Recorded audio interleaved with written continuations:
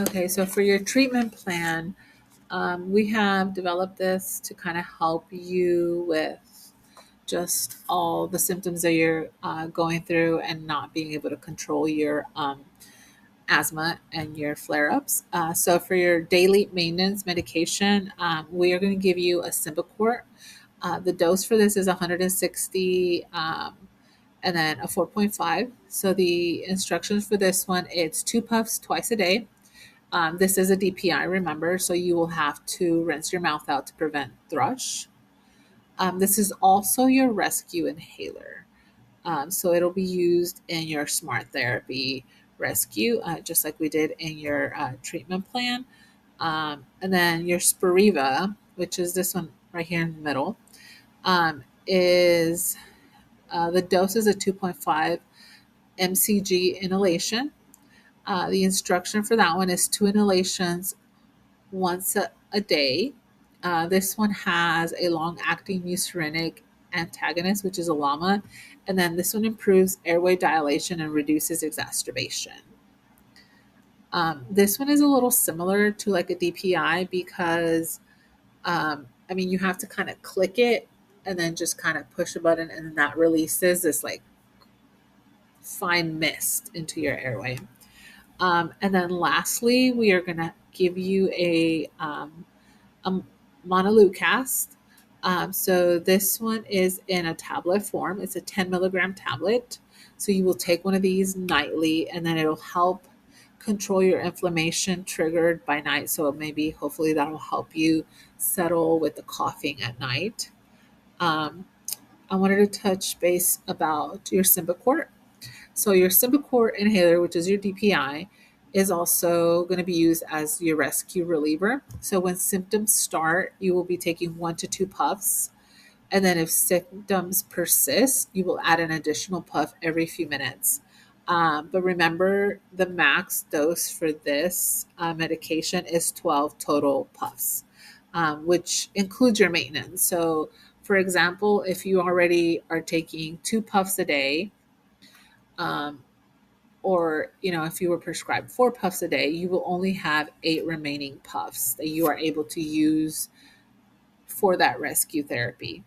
And once you've maxed out with that's when we touch into the albuterol, which is your MDI or your nebulizer, just because you no longer can use this one because you've reached your max capacity with that one.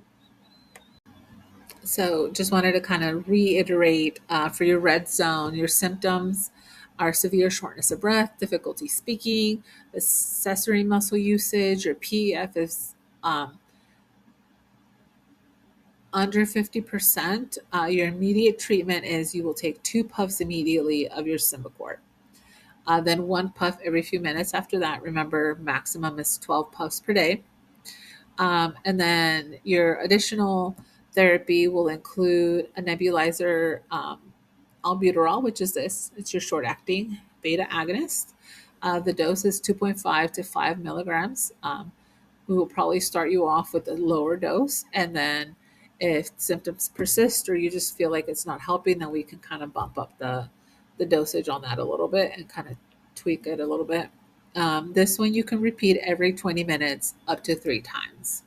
And if that's not helping, then we will probably be calling 911 or going into the ER. So then we can also have oral corticosteroid, which is prednisone. So this is going to be a dose of 40. It's just a tablet.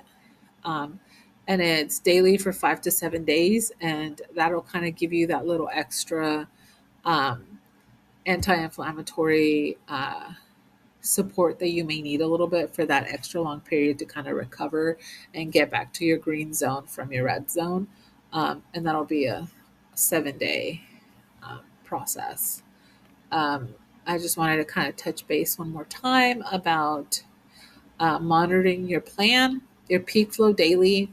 Um, just trying to stay in the green zone as much as you can. So remember, for your peak flow meter, um, it's the best out of your 3 um, tries that you do.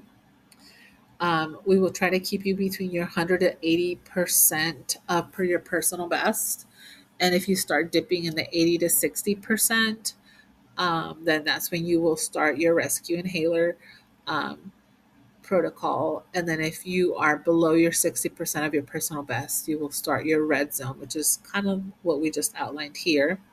Um, and then as far as environmental control, is just trying to avoid your triggers, trying to kind of keep your house as clean as you can. Try to keep, the dust mites down or at a bare minimum. Pollen, just be very aware and conscious of like pollen season. And when everything starts blooming, you may not want to like be out and about a lot during those times. Same thing with, not be around cigarette smoke, any kind of smoke that may kind of trigger you, like a barbecue can kind of probably trigger you a little bit.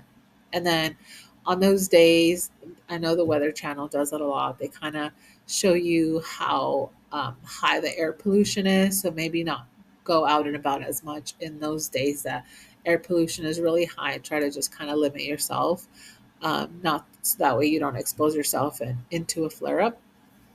Um, so, and then if we continue to have problems, then we might end up going into the step 5 of therapy. And then, in case symptoms can't be controlled, biologics can be added.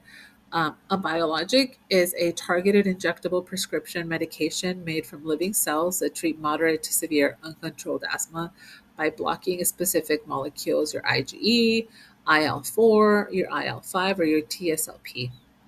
And then these are, you can either come in office and we can administer those, or they come in pre-filled syringes or an auto-injecting pen.